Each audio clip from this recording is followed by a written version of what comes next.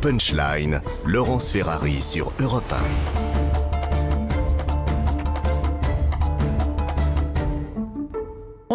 On se retrouve sur Europe 1 et sur CNews dans Punchline avec le commissaire Lebars, Julien Drey, maître Golnadel et Marie-Estelle Dupont qui est psychologue. On va évidemment partir à Clessay en Saône-et-Loire où il y a énormément d'émotions pour cette marche blanche en mémoire de Emma, cette jeune collégienne de 14 ans, poignardée par son petit ami du même âge la semaine dernière, avec des gens en blanc qui défilent dans les rues de Clessay. Ils sont partis du centre équestre où Emma s'entraînait très régulièrement, et tous habillés de blanc, ils se rendent dans le centre de cette petite ville où la jeune Emma a été retrouvée assassinée la semaine dernière à coups de couteau. C'est son petit ami de 14 ans qui a été placé en garde à vue. Il a avoué le meurtre.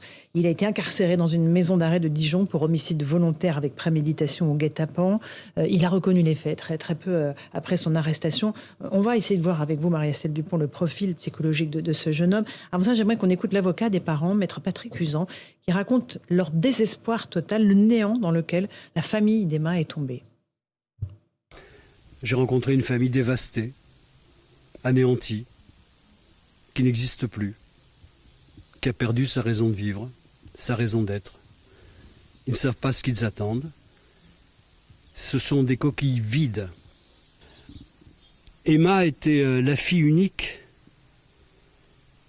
de Pascal et de Nathalie. Une enfant qu'ils ont eue sur le tard, une enfant qu'ils ont désirée, une enfant qu'ils ont voulu. Et ça a été un cadeau du ciel. Nathalie était très discrète par rapport à sa fille, mais très surveillante.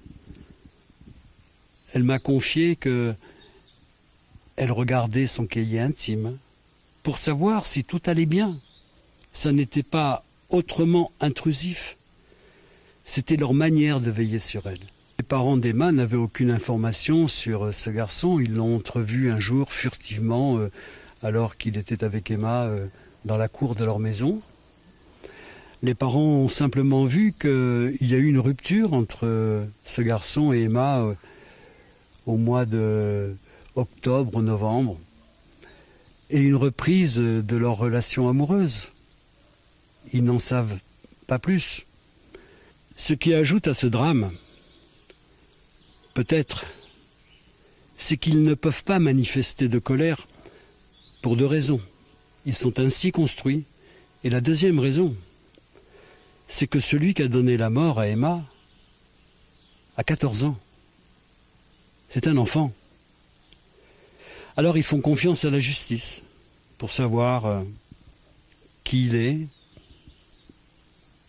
comment il a prémédité, comment il a eu, a priori, au travers des communiqués du procureur, cet acharnement. Parce que le coup fatal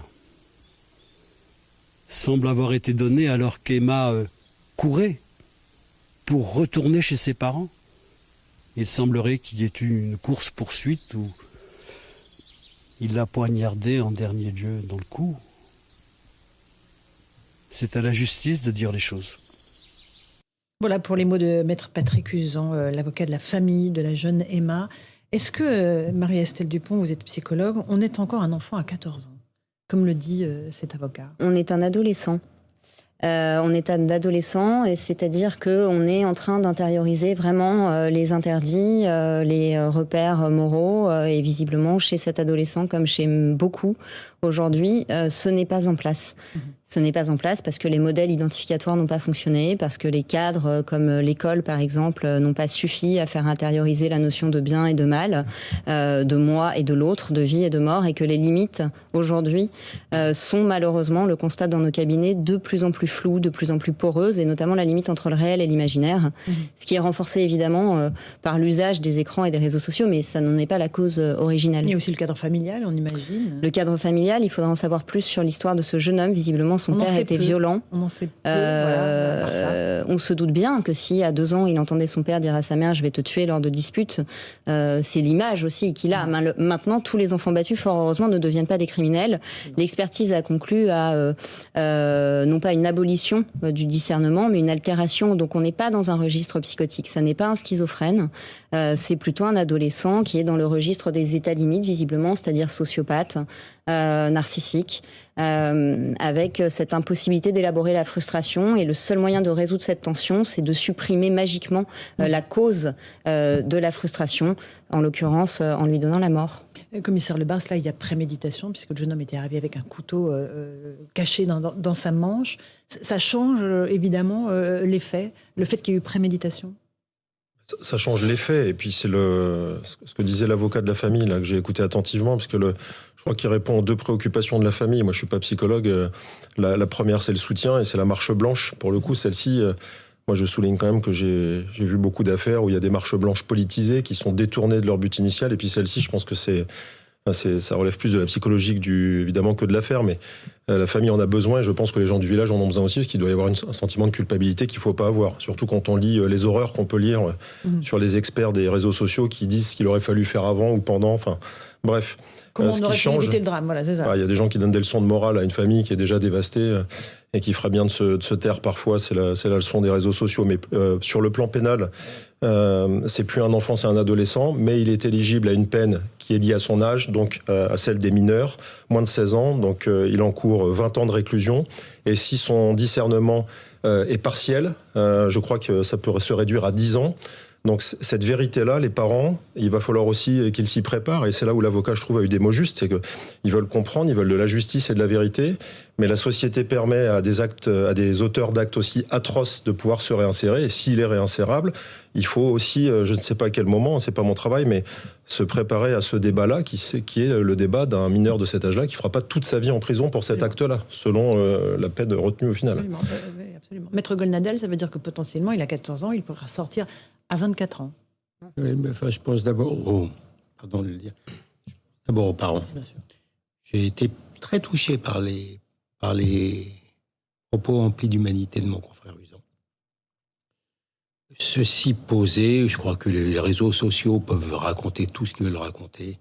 Les parents sont maintenant ailleurs. Hein. J'ai entendu également les propos de notre psychologue psychiatre. Psychologue. Je ne suis pas psychiatre. Psychologue, pardon. Il n'y avait pas d'offense dans ma bouche. Non, mais je ne veux pas usurper le terme de médecin. Je comprends. Je crois, je m'intéresse quand même au cadre collectif dans lequel nous vivons. Je pense quand même d'abord qu'un enfant de 14 ans d'aujourd'hui, ça n'a rien à voir avec un enfant de 14 ans il y a 30 ans, à tous égards. Et je pense que le cadre électronique, le cadre cinématographique, les clips, tout ce que vous voulez, nous font vivre tous dans un monde sociopathe. Je pense que ce cadre-là explique en partie, il y a toujours eu des drames, mais je pense qu'explique en partie l'univers mental, psychologique, fantasmatique dans lequel se meuvent les enfants d'aujourd'hui, qui n'a plus rien à voir avec les enfants d'il y a 50 ans. Ce qui est tout à fait juste, c'est que par rapport aux enfants de la génération d'avant et de 2 générations avant, c'est que cet univers virtuel abolit donc la limite entre le réel et l'imaginaire, mais surtout se traduit par une paupérisation du langage. Or, qu'est-ce qui fait que vous pouvez élaborer vos pulsions, élaborer vos émotions? C'est d'avoir un stock lexical suffisamment riche. Quand vous avez 3 mots de vocabulaire ou 30 pour exprimer une émotion, ça n'est pas la même chose. Donc, si vous ne pouvez pas penser, si vous ne pouvez pas aller vers l'intérieur, vous allez vers l'extérieur et vous allez vers le passage à l'acte. D'où cette génération très borderline, alors qu'autrefois on avait des gens un peu plus névrotisés, ce qui était une bonne chose pour faire civilisation. Avec une influence beaucoup plus grande et du milieu scolaire et du milieu parental. Absolument. Je crois. Oui, tout à fait. Julien Drey, à 14 ans, on n'est pas un enfant, on n'est plus un enfant aujourd'hui. On est dans le monde des adultes. C'est la psychologue qui a dit on est un adolescent. Nietzsche parlait de la part maudite de l'homme, mais il y a aussi la part maudite de l'enfant. Et c'est vrai qu'on est une société qui a glorifié l'enfant en pensant que c'est un être pur, mais l'enfant, il est méchant aussi. Et l'adolescent aussi, et il peut être très méchant. Je veux dire, et même on est surpris des fois quand on regarde dans les jeux, dans les comportements, dans les attitudes. Et la question que je me pose en vous écoutant les uns les autres, bon évidemment on est tous effondrés et on pense aux parents, mais est-ce que quelque part c'est pas un signe par rapport à ce qui est en train de se passer dans notre société? Est-ce qu'on n'est pas en train de rater quelque chose? Et d'avoir effectivement des enfants qui sont fascinés par ces images, par cette violence, qui aux États-Unis on a déjà des cas maintenant qui deviennent multiples. Hein. Je veux dire, les gens qui utilisent les armes, c'est pas que des vieux, c'est des enfants à 17 ans, lui a donné tac. Un peu dans un jeu vidéo. Voilà, donc il y a cette question-là, elle est posée, et elle est posée à l'éducation nationale comme elle est posée aux parents. Commissaire Lebars, vous le voyez, vous, sur le terrain, cette dérive d'une partie, des jeunes, évidemment, une partie, on ne peut pas essentialiser. On en a parlé un petit peu avant, des actes aussi graves, heureusement, c'est pas le bon terme, parce qu'on est dans une affaire tellement atroce, mais sont encore très rares. Je dis encore, et j'espère qu'ils vont le rester, même si moi j'en suis le premier témoin, l'hyperviolence qui augmente avec des jeunes de plus en plus jeunes, ça c'est un constat que personne ne peut nier. Enfin certains le nient, mais un policier de terrain dont je fais partie, sans aucune prétention, le voit. J'ai vu de la gratuité surtout ces dernières années, c'est-à-dire des actes d'une violence gratuite. Un exemple d'un gamin qui avait jamais commis aucun fait, qui avait été d'une violence extrême sur une personne assez âgée pour un simple téléphone parce qu'il fallait briller avec le groupe. Et là, on revient sur les influences où, on franchit des caps qui sont hallucinants. Après, ça vient poser le refus de traiter le mineur comme un auteur ou comme quelqu'un qui peut être dangereux ou méchant, ce que vient de dire Julien Drey. C'est-à-dire qu'il y a une culture du mineur est une victime. Hein. C'était même la grande maxime du président du tribunal pour enfants à Bobigny pendant 30 ans. Le mineur est une victime. Alors, ça veut tout dire. Ça veut surtout dire que, comme il est mineur, il ne peut pas être éligible comme un délinquant. Alors que mon expérience de terrain, c'est de voir des mineurs extrêmement violents et dangereux, et surtout de voir une chaîne pénale qui n'est pas adaptée pour répondre à la fois très vite, pour que le message de la punition passe, et même avec de la fermeté, parce qu'il y a le tabou de la prison. Alors évidemment, tous les mineurs ne doivent pas aller en prison, mais sur des actes très graves, et le très grave, c'est des grosses violences, c'est pas heureusement l'homicide, parce que là, on est dans le maximum, il faut que ça tombe très vite, très rapidement, ou de les écarter avec des structures d'enfermement qui soient rigides, et tout ce système-là est beaucoup trop rare pour être efficace, donc on a ce problème des mineurs délinquants qui augmente. Je viendrai ensuite, Marie-Estelle Dupont. Non, je vais vous raconter un souvenir j'étais parlementaire, on a été visiter une prison pour mineurs au Québec. Et on passe à un moment donné devant 4-5 mineurs. Franchement, c'est des enfants, on leur redonnait le bon Dieu sans confession. Donc, je dis aux policiers qui sont avec moi, je dis, mais qu'est-ce qu'ils ont fait? Il me dit, qu'est-ce qu'ils ont fait? Lui, il a brûlé sa maison, lui, il a tué sa sœur. Mais eux, ils avaient déjà anticipé ces phénomènes-là, ils les traitaient de manière particulière, ils s'étaient mis dans des milieux... voilà, nous, on n'a pas tout ça, hein. On n'a rien de tout ça et on reste désarmé par rapport à ça. On a un arsenal thérapeutique en prison pour traiter ces cas extrêmes, Marie-Estelle Dupont, ou pas? Non, on n'a pas les moyens, ni en psychiatrie, ni en prison. C'est vrai que depuis 15 ans, les pédopsychiatres, les psychologues, on observe, comme les policiers, effectivement, que les jeunes sont dans une violence de plus en plus violente, protéiforme et de plus en plus jeune. Maintenant, la question qui se pose, elle n'est pas seulement dans l'après, elle est dans l'avant, dans la question des modèles identificatoires que l'on propose à ces jeunes. Peut-être d'une idéologie qui a été un petit peu sentimentaliste et rousseauiste, à penser que l'enfant était incapable du mal. Je pense que l'adolescent est la conséquence de ce qui s'est passé quand il était très jeune, et aujourd'hui, par exemple, dans les crèches, il y a très peu de personnel. Entre 0 et 5 ans, le bébé s'humanise, en fait. Il construit son empathie, sa capacité à décoder les émotions.